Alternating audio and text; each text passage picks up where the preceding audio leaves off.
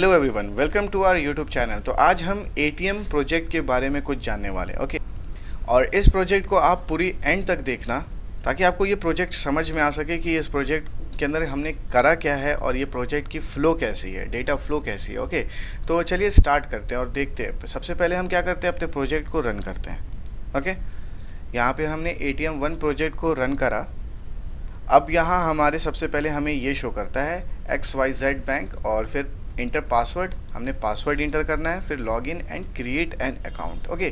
तो सबसे पहले अगर आप कहीं पर भी जाते हो तो आपको सबसे पहले क्रिएट करना होता है अकाउंट को, ओके। तो आप यहाँ पे क्रिएट एन अकाउंट करोगे। अब यहाँ क्रिएट एन अकाउंट जब आपने करा तो यहाँ फर्स्ट नेम है, मिडिल नेम है, last name, Aadhaar number, phone number, password, confirm password, enter amount. उसके बाद से एक और यहाँ बहुत इंपॉर्टेंट चीज़ यहाँ दिख रही है हमें, पिन कोड, ओके। तो ये पिन कोड जो है ये ऑटोमेटिकली जनरेट किया जा रहा है 2523, ओके। ये ऑटोमेटिकली कंप्यूटर की तरफ से जनरेट किया हुआ हमें यहाँ पर शो हो रहा है। हमें यहाँ पे कुछ नहीं करना।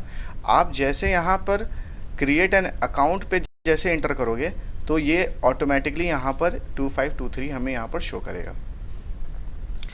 अब यहाँ सबसे पहले हम क्या करते हैं, हमें देखना क्या है कि अगर मैं रजिस्टर करता हूँ सिर्फ एम्प्टी टेक्स्ट फील्ड के साथ तो यहाँ पे हमें क्या शो करेगा। यहाँ बोलता है field should not be empty, okay. चलो ये पॉइंट बहुत सही है।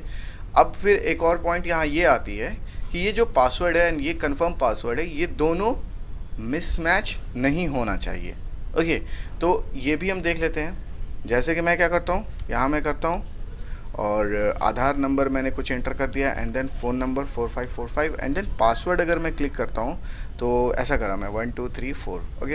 एंड देन 12345 और फिर इंटर अमाउंट करता हूँ मैं 6000। अब अगर मैं इसे रन करता हूँ और रजिस्टर करता हूँ तो यहाँ देखो मैं क्या शो कर रहा है, पासवर्ड मिसमैच। तो ये पासवर्ड मिसमैच शो करेगा कब, जब password and confirm password same नहीं रहेगा। तो यहाँ पे जैसे मैं इसे सेम करूँगा और रजिस्टर करूँगा तो यहाँ बोलता है create account created successfully, okay. तो ये हमारा अकाउंट अब क्रिएट हो चुका है सक्सेसफुली। अब हम क्या करते हैं, सबसे पहले अपने डेटाबेस को देख लेते हैं, ओके, कि हमारे डेटाबेस में वो वैल्यू गया है या नहीं गया। तो हमारे पास डेटाबेस नेम है बैंक एंड उस टेबल नेम है TB साइनअप। तो मैंने इसे क्या करा, ब्राउज़ करके रिफ़्रेश करा तो यहाँ देखो कस्टमर ID 3 के पास शाद नेम का डेटा यहाँ इंसर्ट किया गया है, जिसका फ़ोन नंबर 45454545 है एंड देन पासवर्ड 1234 है and ATM pin code 2523 and amount 6000 है, ओके। हमें यहाँ पे सारी डेटा एग्जैक्ट हमें वही मिल रही है जो मैंने इंटर करा था। तो इससे हमें ये पता चलता है कि हमारी डेटा सही फ्लो हो रही है डेटाबेस के अंदर।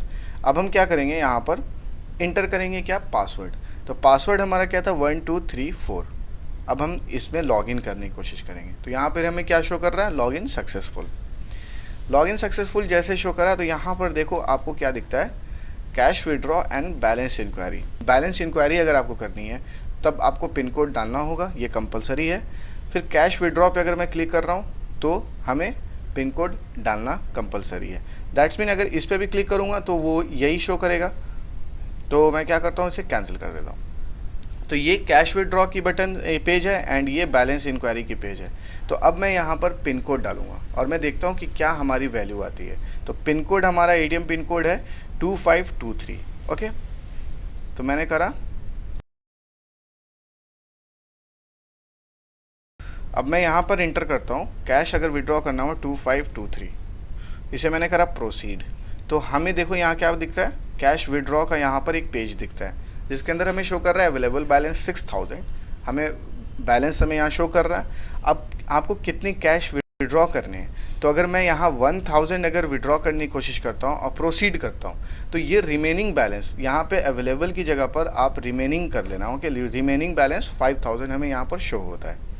अब चलो, अब यहाँ बैलेंस इंक्वायरी करते हैं कि क्या अब ये जो 5000 है वो हमारे इस बैलेंस इंक्वायरी पेज के अंदर दिखता है या नहीं दिखता। तो पासवर्ड क्या था 2523। अब हम यहाँ प्रोसीड करेंगे तो यहाँ देखो अब आपकी जो यहाँ अमाउंट है अब 5000 हमें यहाँ शो होती है। दैट्स मीन जब आप यहाँ से कैश विड्रॉ कर लोगे, यहाँ से कैश विड्रॉ कर लोगे तब आप बैलेंस इंक्वायरी करोगे तो आपको दिखेगा 5000। अगर आप स्टार्टिंग में ही बैलेंस इंक्वायरी कर लेते हो तब आपको यहाँ पे 5000 नहीं 6000 आपको दिखता, क्योंकि हम उस वक्त 1000 नहीं निकाले थे।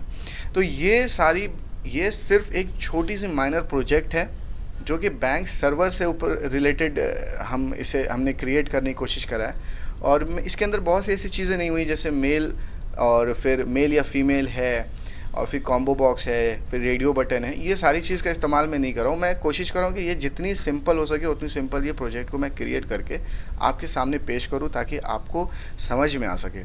ओके, और अगर आपको ये वीडियो अगर समझना है और ये पूरे स्टार्टिंग से लेकर एंडिंग तक अगर आपको ये प्रोजेक्ट को समझना है कि कैसे मैंने इस कोडिंग करा है इसके पीछे, तो आप कमेंट सेक्शन में मुझे बताओ, मैं उस वीडियो को अपलोड करने की पूरी कोशिश करूँगा। ओके, मैं इस प्रोजेक्ट को डिस्क्रिप्शन में आपको प्रोवाइड करा दूंगा इसके डेटाबेस के साथ। आप वहाँ से जिप फाइल डाउनलोड करके एक्सट्रैक्ट करके आप अपने नेटबीन्स पे इसे रन कर सकते हो। ओके, तो चलते हैं और फिर नेक्स्ट प्रोजेक्ट में मिलते हैं। Okay, bye.